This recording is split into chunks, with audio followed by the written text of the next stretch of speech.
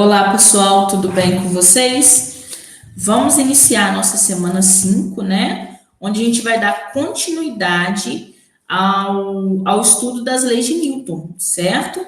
Então, as leis de Newton, como a gente estava trabalhando, ok? E aí a gente viu a primeira lei, né, na semana passada, e agora a gente vai ver a segunda lei. A segunda lei de Newton, gente, ela não tem um nome específico, tá bom?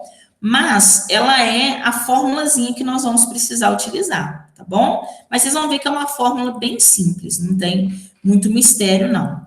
Então, nessa questão da segunda lei de Newton, gente, o que, que vai acontecer?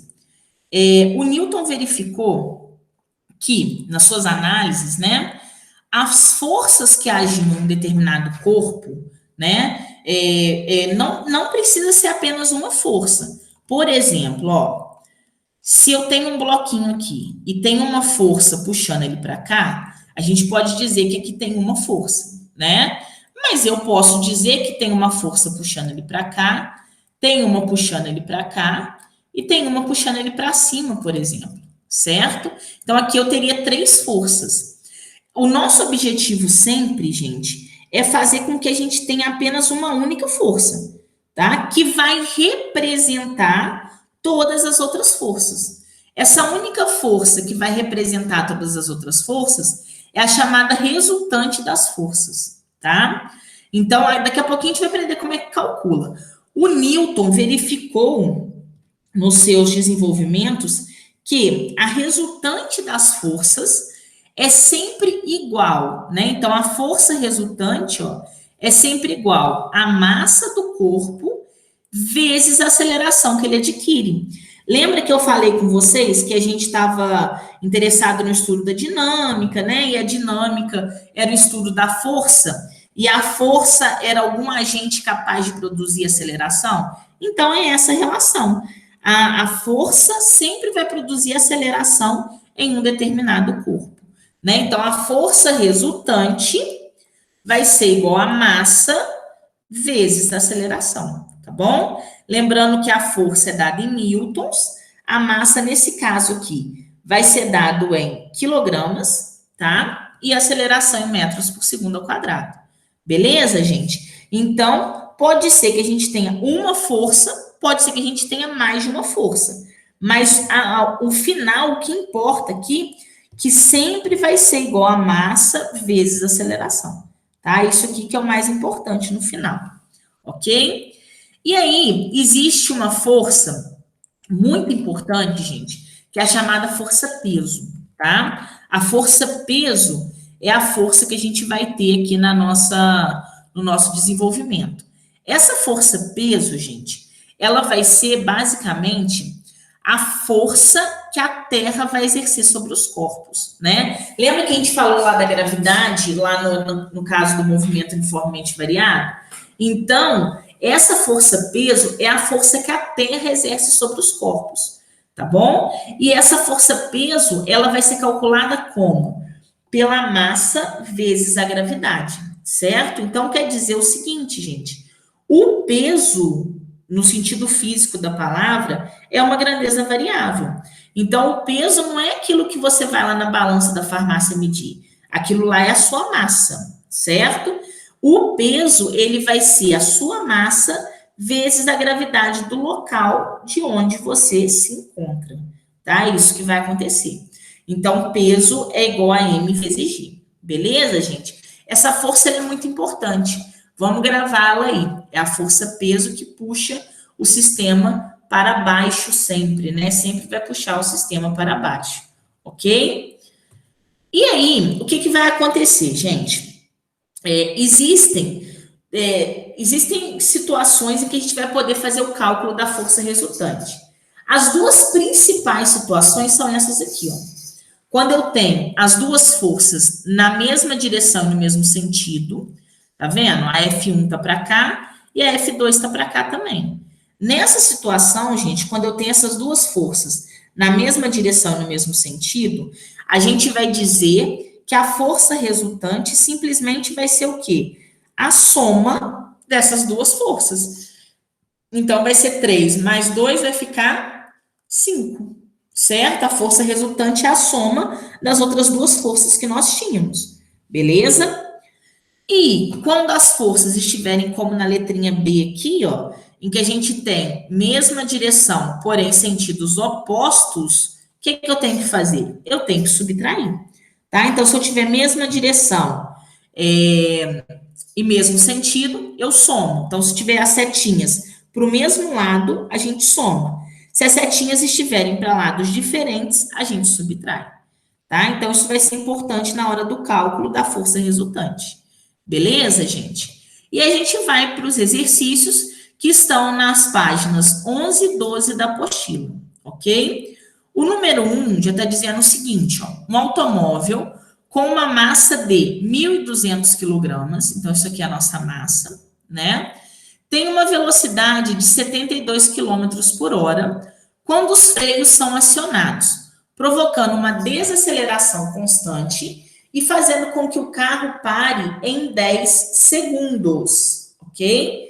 A força aplicada ao carro pelos freios vale.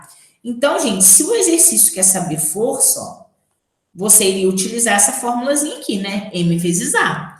Você tem a massa, que é 1.200, mas você não tem a aceleração. A aceleração, então, é o que você quer encontrar, né? Como que a gente vai fazer para encontrar a aceleração? Para encontrar a aceleração, nós vamos utilizar a formulazinha da aceleração, que é o ΔV sobre ΔT. E aí, presta atenção, tá, gente? Essa velocidade aqui, que é 72 quilômetros por hora, eu não vou poder utilizá-la nessa unidade. Por quê? Porque o tempo aqui tem segundos, ó, tá? Então, o que a gente vai fazer? A gente vai dividir isso aqui por 3,6, tá? Quando eu divido isso aqui por 3,6, isso aqui vai dar 20.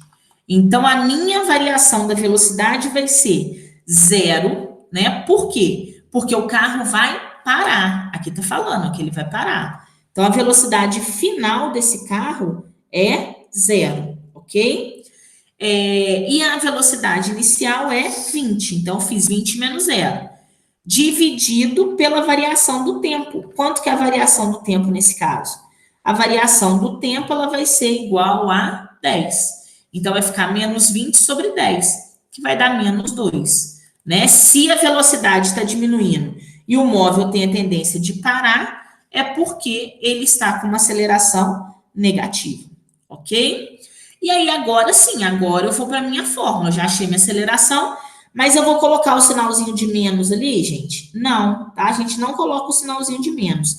A gente deixa com o sinal de mais mesmo, tá? Por quê? Porque ele quer saber só o valor da força, né? Só o valor, só o módulo da força, tá? E nesse caso a gente deixa com mais.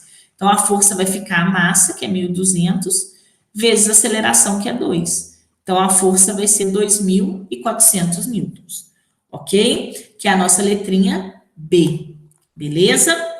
Vamos para o número 2. No número 2, ele fala o seguinte, ó. 2 blocos A e B, mostrados na figura abaixo, e de massas iguais a 2 e 3, respectivamente. Então, 2, o A é 2 e o B é 3. Encostados um no outro, são movidos pela ação de uma força de 15 newtons sobre o bloco A. Então, tem uma força aqui de 15 newtons empurrando esses dois bloquinhos, certo? O exercício quer saber, ó, determine a aceleração dos blocos. Os blocos, eles vão ter, gente, a mesma aceleração, né? As acelerações ali não vão ser diferentes, elas vão ser iguais, eles vão ter a mesma aceleração. Então, como que eu posso fazer esse exercício? Você pode fazer normal, força é igual a M vezes A. Mas você vai considerar esse M aqui, ó, como sendo a massa dos dois bloquinhos juntos, como se fosse um bloquinho só, né? Então, você vai considerar aqui como se fosse um bloquinho só.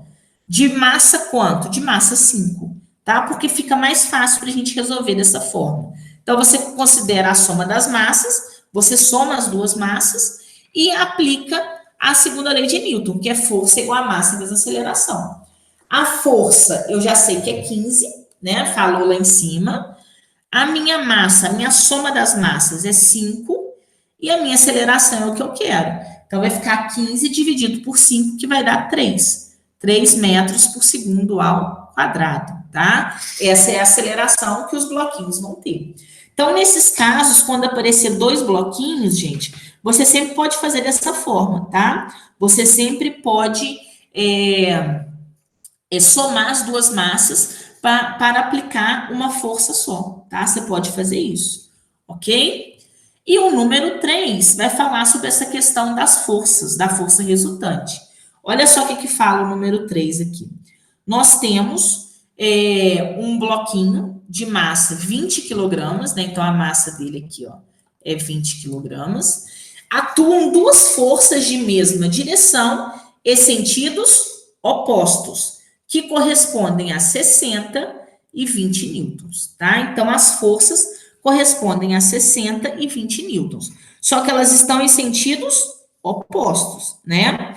E aí, o que vai acontecer, gente? Determine a aceleração em que esse objeto se move, né? Então, ele quer saber a aceleração. A gente já sabe que, pela segunda lei de Newton, força é igual a massa vezes aceleração. Mas, né, nesse caso, o que acontece nesse caso? Nós não sabemos qual que é a força resultante. Então, o nosso objetivo é encontrar essa força resultante, certo? Como? Eles estão na mesma direção e em sentidos opostos, ó. As setinhas estão para lados diferentes. Então, o que eu tenho que fazer? Eu tenho que subtrair. Então, sempre quando tiver em lados diferentes, você subtrai. Vai ficar 60 menos 20, né? Então, a força resultante vai ser 40, que é 40. A massa dele é 20 e a aceleração é o que a gente quer. Vai ser 40 dividido por 20, que vai dar 2, tá certo? Então, a aceleração do bloquinho vai ser de 2 metros por segundo ao quadrado. Ok, gente? E aí ficaram os exercícios 4 e 5 para vocês poderem fazer. Ok, gente? Qualquer dúvida que tiver na resolução dos exercícios, pode me procurar, não tem problema, tá? Não deixe a dúvida passar, porque senão mais para frente acaba ficando mais complicado, tá bom? Se tiver alguma dúvida, é só me procurar, ok? Um grande abraço para vocês, fiquem com Deus e tchau, tchau.